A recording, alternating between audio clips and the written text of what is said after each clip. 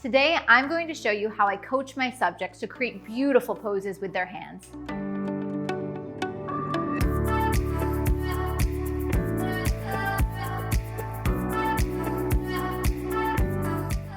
I'm Lindsay Adler, and I'm a portrait and fashion photographer based in New York, and we all know that posing hands can be extremely difficult.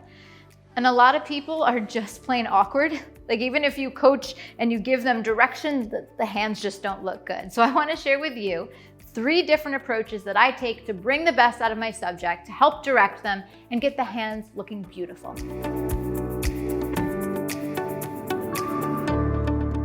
The first way that I help coach my subjects is to actually coach movement. If I ask my subject just to place their hand next to their face, often it looks a little bit forced, a little bit unnatural. But instead, I might say, can you take your middle finger, trace it around the outside of your face and bring your wrist around? And so what that'll do is it'll actually make far more believable and more pleasing results. Same thing as if I ask my subject to put their hand towards their chest. A lot of times it's very awkward and it doesn't look beautiful. But if I ask them to drag their middle finger across their clavicles, it's far more elegant results. So let's take a look. Rochelle, can you do me a favor and can you take your middle finger and just trace around the outside of your face? Great, now bring your wrist in. Beautiful, right there. Gorgeous, let me grab a shot of that. Super naturally posed hands.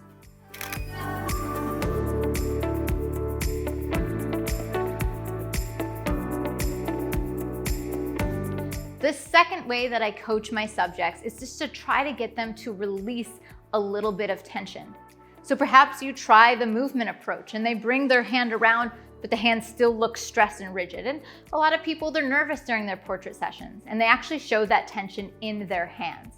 So what I'll do is I'll get the hand roughly where I want it and then I'll tell them to wiggle their fingers, to feel the tension leaving their fingers, wiggle them and set them back down. And a lot of times just that little tweak is going to make a vast improvement. So Rochelle, can you put your hand next to your face? Okay, so I think that looks a little bit tense, a little bit too posed. So instead what I want you to do is just lift your fingers, wiggle them, set them back down, feel the tension leaving, and that now they're really nice and soft and relaxed. The last way that I coach my subject is to try to use phrases to get them into the right state of mind. Because first I try movement, and then I try to get them to release the tension from their hands. But sometimes it just still isn't working. So instead, I'll use phrases that get them feeling kind of what I'm going for.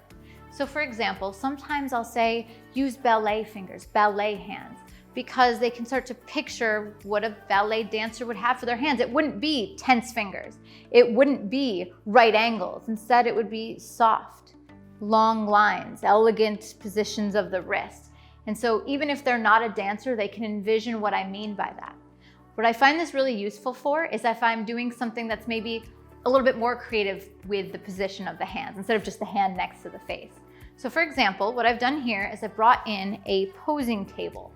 And this is going to allow my subject to lean on it, get a little bit more creative. So now if I tell her that I want her hands out to the side of her body, but think ballet hands, all of a sudden the poses will become more elegant. So can you try that for me? Put this hand out soft and the other hand to it. So notice really soft, really elegant ballet hands. Beautiful, just like that. Let me grab a shot. Gorgeous. Great. The next time that you are posing your subject and you cannot seem to get those hands posed correctly, first try coaching them with some movement, then try to get them to relax, release tension, and finally, give them some cues, some phrases to put them into the right state of mind. If you found this video useful and you want to know more about posing your subjects, not just their hands, but posing subjects of every different shape and size, be sure to check out the links below. And if you specifically want to know more about posing hands, I've created a posing guide and posing cards. With these posing cards, there are 100 different poses that you can use for inspiration as you coach your subjects in your next shoot. I definitely hope you've learned something from this video, so the next time that you are shooting, next time that you are struggling with hands, you remember this video and it makes it just a little bit easier for you. Be sure to like and subscribe, and I'll see you next time.